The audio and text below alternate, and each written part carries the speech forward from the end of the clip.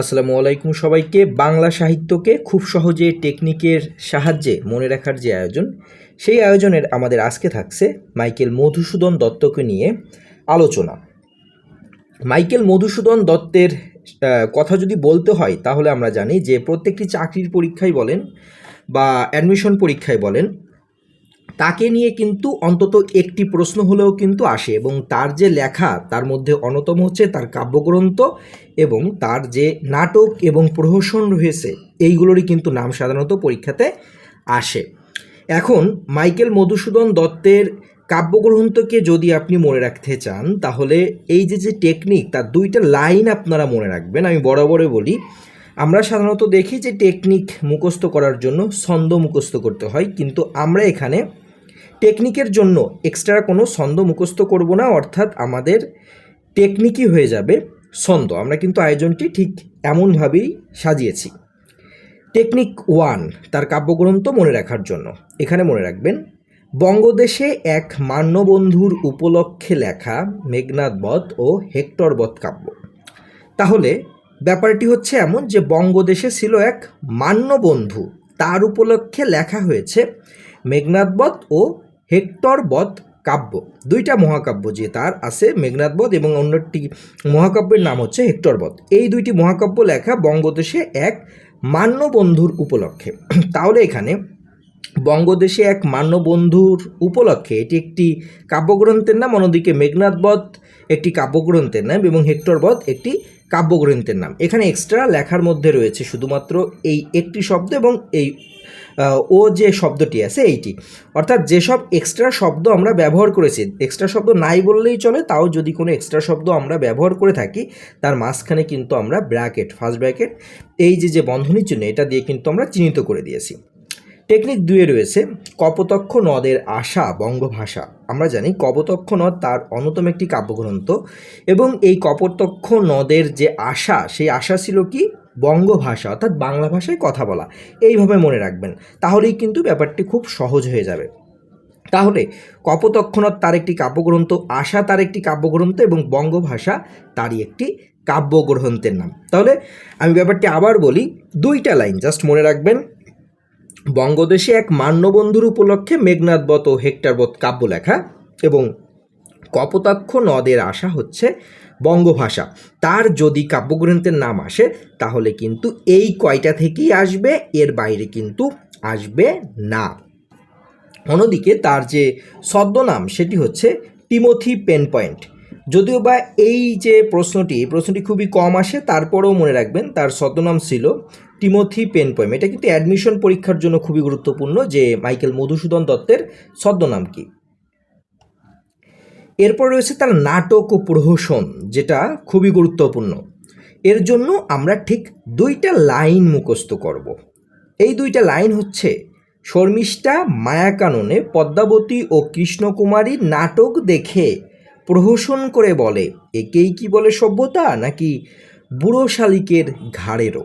অর্থাৎ শর্মিষ্ঠা নামে একজন ব্যক্তি, সে কি করছে, মায়াকাননে, একটা বাগানের নাম বা একটি অরণ্যের নাম মনে করুন যে মায়াকানন, সেই মায়াকাননে সে একটি নাটক দেখছে। সে নাটক একটি নয়, সে দুইটি নাটক দেখছে।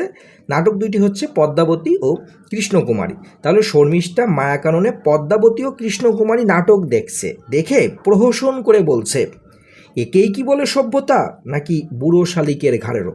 তাহলে এখানের একটি ব্যাপার হচ্ছে, দেখুন, সে নাটক দেখে প্রহসন করছে, তার মানে কি একেই কি বলে সভ্যতা এবং বুড়ো শালিকের ঘাড়েরও, এই দুইটা হচ্ছে মাইকেল মধুসূদন দত্তের প্রহসনের নাম। অন্যদিকে তার গুরুত্বপূর্ণ যেসব নাটক তা হচ্ছে শর্মিষ্ঠা, মায়াকানন, পদ্মাবতী, কৃষ্ণকুমারী। এই যে তার যদি নাটক আসে পরীক্ষাতে তাহলে কিন্তু এই 4টি নাটকের নামই দিবে, এর বাইরে কিন্তু দিবে না। অন্যদিকে তার গুরুত্বপূর্ণ যে 2টি প্রহসন তা হচ্ছে একেই কি বলে সভ্যতা, আর অন্যটি হচ্ছে বুড়ো শালিকের ঘাড়েরও।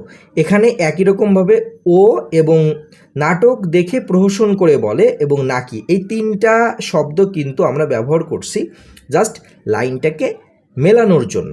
আপনি কয়েকবার এই যে আমরা প্রথমে আলোচনা করলাম কাব্যগ্রন্থের টেকনিক এবং এরপরে আলোচনা করলাম নাটক এবং প্রহসনের টেকনিক, আপনি কয়েকবার জাস্ট পড়েন, দেখবেন যে আপনার ব্যাপারটি কত ইজি হয়ে যায়। আপনার কিন্তু তখন আর বারবার মুখস্থ করতে হবে না যে তার এইসব নাটকের নাম কি, প্রহসনের নাম কি। এবং আমাদের এই যে প্লে লিস্ট, অর্থাৎ আমাদের এই যে ভিডিওর লিঙ্কে কিন্তু দেওয়া থাকবে বাংলা সাহিত্যের আরও গুরুত্বপূর্ণ কিছু সাহিত্যিকদের যেসব লেখা, সেই লেখা কিন্তু সহজে মনে রাখার টেকনিক। এরপরে আরও কিছু গুরুত্বপূর্ণ প্রশ্ন রয়েছে তার সম্পর্কে, যেগুলো আমাদের না জানলেই হবে না, অর্থাৎ আমাদের জানতেই হবে। তার কিছু গুরুত্বপূর্ণ প্রশ্ন, সেগুলো হচ্ছে: তিনি ছিলেন বাংলা সাহিত্যের প্রথম সনেট লেখা একজন সাহিত্যিক। অর্থাৎ এটি কিন্তু পরীক্ষাতে আসে যে নিচের কে বাংলা সাহিত্যের প্রথম সনেট লিখেন। তিনি লিখেন হচ্ছে বাংলা সাহিত্যের প্রথম সনেট, এবং সেই সনেটটির নাম ছিল বঙ্গভাষা কবিতা। হ্যাঁ, এটা কিন্তু এমসিকিউর জন্য কিন্তু খুবই গুরুত্বপূর্ণ। অন্যদিকে বাংলা সাহিত্যের প্রথম পত্রকাব্য তার লেখা, এই পত্রকাব্যটির নাম ছিল ব্রাঙ্গনা। আমি পাশে কিন্তু এখানে তার যেসব গ্রন্থ, প্রথম যেসব গ্রন্থ উল্লেখযোগ্য সৃষ্টিকর্ম, তার নামও কিন্তু এখানে দিয়ে দিয়েছি। তিনি বাংলা সাহিত্যের প্রথম অমৃতাক্ষর ছন্দ লিখেন। এটা আমরা সবাই জানি যে তিনি সর্বপ্রথম বাংলা সাহিত্যে অমৃতাক্ষর ছন্দ লিখেন, এবং এই যে লেখা, এই লেখা কাব্যগ্রন্থটির নাম হচ্ছে তিলোত্তমা সম্ভব কাব্য। তিনি বাংলা সাহিত্যের প্রথম সার্থক নাটক লিখেছেন। বাংলা সাহিত্যের নাটক কিন্তু তার আগে অনেকেই লিখেছেন, কিন্তু তিনি ছিলেন বাংলা সাহিত্যের প্রথম একজন সার্থক নাট্যকার নয়, নাটক লেখা একজন সাহিত্যিক। অন্যদিকে তার যে নাটকটি, সার্থক নাটক, সেই নাটকটির নাম ছিল শর্মিষ্ঠা। তিনি বাংলা সাহিত্যের প্রথম সার্থক কমেডিও লেখেন, তার নাম ছিল পদ্মাবতী। বাংলা সাহিত্যের প্রথম সার্থক ট্র্যাজেডিও তিনি লেখেন, যার নাম ছিল কৃষ্ণকুমারী। বাংলা সাহিত্যের প্রথম মহাকবি তিনি ছিলেন। অন্যদিকে বাংলা সাহিত্যের প্রথম আধুনিক কবিও কিন্তু তিনিই ছিলেন। আমরা এই প্রশ্নটি কিন্তু প্রায় ভুল করি যে বাংলা সাহিত্যের প্রথম আধুনিক কবি কে। হ্যাঁ, এই যে প্রশ্নটি, এটা মনে রাখবেন, বাংলা সাহিত্যের প্রথম আধুনিক কবি কিন্তু এই মাইকেল মধুসূদন দত্ত, এবং বাংলা সাহিত্যের প্রথম মহাকবিও কিন্তু ছিলেন তিনিই। এই প্রশ্নগুলো আমাদের কনফিউশন কিন্তু এই প্রশ্নগুলোতে কিন্তু থাকে, তাই একটু বারবার একটু দেখবেন। অন্যদিকে বাংলা সাহিত্যের প্রথম ট্র্যাজেডি কৃষ্ণকুমারী, কমেডি পদ্মাবতী, নাটক শর্মিষ্ঠা, অমৃতাক্ষর ছন্দ, তিলোত্তমা সম্ভব কাব্য, পত্রকাব্য ব্রাঙ্গনা, সনেট লেখা বঙ্গভাষা। এই ছিল মাইকেল মধুসূদন দত্ত সম্পর্কে আমাদের আলোচনা। আশা করি ভিডিওটি আপনাদের ভালো লেগেছে, এবং এই ভিডিওটি সম্পর্কে যদি আপনাদের কোনো মতামত থেকে থাকে অবশ্যই কিন্তু আপনারা কমেন্ট করে জানাবেন। তাহলে